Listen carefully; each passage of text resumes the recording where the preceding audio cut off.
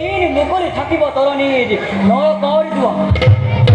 অবুধ বালক, নুহে মোৰ দেৱতা কলংকিত স্বাৰ্থপৰ।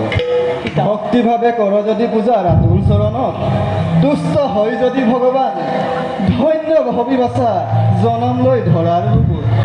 মুক্তিৰ পথ পাবি বিচাৰি নলবা নলবা দুলাইৰ পিতা দেৱতাৰ ৰখাতলে যাওক স্বৰ্গৰ দেৱতা ধৰাৰ বুকুত।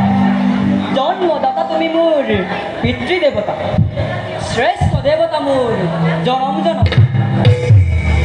জন্মদাত্ৰী মাতৃ মোৰ সৰমা, শ্ৰেষ্ঠ দেৱী এই জগত নাই আৰু কোনো পূজ্য তৰণীৰ এই জগত।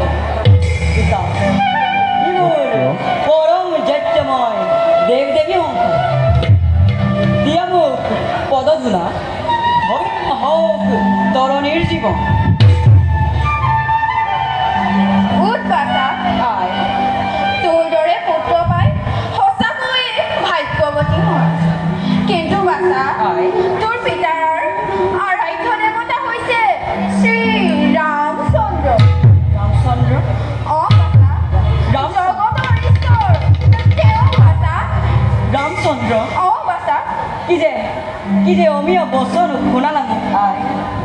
স্বৰ্গীয় অমীয়া শুনা ৰাম কোৱা ক'ত আছে? কোন দিশত বিচাৰিবলৈ পাম শ্ৰীৰামৰ যুগল চৰণ? বাছা, আই পূৰ্ণব্ৰহ্ম ৰামচন্দ্ৰ সত্য অৱতাৰ, জগতৰ কল্যাণৰ হেতু ধাৰাত হৈছে অৱতাৰ। পিতা ভালদৰে চিল্লাজিৰা শুনা পিতা বাছা, শুনা হে জগৎবাস আজি সন্তানে দেহৰ কিৰাই বকিৰাই নিতালে ৰাম নাম এই তৰুণী। হে প্ৰাণৰ দেৱতা য'তে আছা তাৰে পৰাই এই ভক্তিৰ অঞ্জলি কৰিব গ্ৰহণ। চোৱা কোন ক'ত আছা। পিতা পুত্ৰ জননীয়ে আজি একেলগে পুজিম দেৱতাৰ চৰণ।